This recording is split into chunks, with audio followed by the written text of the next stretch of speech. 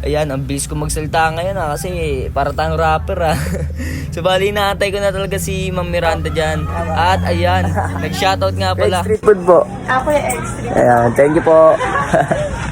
At syempre, na-miss ko rin tong classmate ko ng grade 6. Ayan, Tol, si Sherwin Villar. Tol, shoutout ka, Tol. Shoutout sa inyo, Tol. Shoutout mga classmate natin, mga classmate natin dyan na... Hey, what's up mga tol? So habang nag-edit nga pala ako ng ipopost ko para mamaya, may nag-chat nga pala sa atin na o-order daw. Yan si Ate Angelica Miranda. So bali inopen ko muna yung account ko sa Kuya X Vlog. Ayan, pwede po ba pa-order ng 3 toget saka 3 giniling? Sabi ko, location ma'am. Ayan, ano pa ba yung itatype natin dyan? Sabi ko, good PM po ma'am. Sa Phase 3B po. So bali sa Phase 3B malapit lang pala. So bali mga 2 minutes o 3 minutes. Sabi ko yung toge sold na po. Giniling available po. Pero yung trip niya talaga is toge, sabi niya sa akin. Ayan.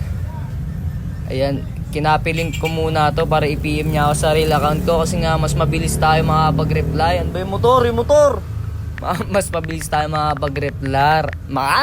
Nabubulol talaga si Kuya Eggs, no? Kaya mo mape-perfect din natin tong voice cover na to.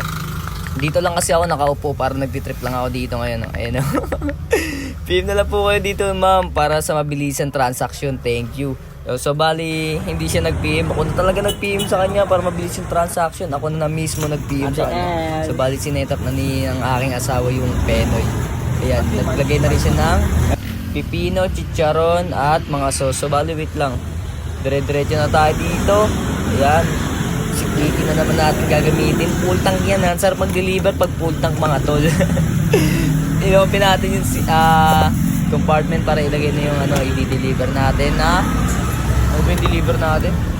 Isang Penoy, 4 na giniling. So bali yun, giniba niya. Full tank. Sabi ko sa client natin na si Ma'am Miranda, 7 minutes ma'am, nandiyan na ako. Ginat ko, 7 minutes ma'am. Pero pagdating ko doon, mga 3 minutes lang yata. Mula Bagong Silang Barugo hanggang Phase 3B. Ayan, so bali inulit ko ulit yung transition para mas maganda naman tignan, no? Tara, pasukin na natin. At nandito na nga tayo sa Eskinita. Nag-aantay tayo. Ang dumi ng side mirror natin. Inulit ko ulit. Ayan, ang bilis ko magsalita ngayon kasi para tayong rapper So bali naantay ko na talaga si Ma'am Miranda dyan. At ayan, nag-shoutout nga pala. Street food po. Ako yung extreme. Ayan, thank you po. At syempre, na-miss ko rin tong classmate ko ng grade 6. Ayan, Tol, si Sherwin Villar. Tol, shoutout ka, Tol. Shoutout sa inyo, Tol. Shoutout mga classmate natin, mga classmate natin dyan na nalagaw ng landas. Ingat pala, ingat. Masalab. At ang order nga pala ni Ate Ma'am Miranda is apat na giniling 48 plus 18. So bali 66 lang. At may tip tayo na 34 pesos. Grabe, maraming salamat ma'am sa tip ha. At ang gas ko lang sana rin 10 pesos. So bali ang tip natin is 24 pesos. Maraming salamat ma'am. At syempre thanks God sa pag-iingat sa kalye.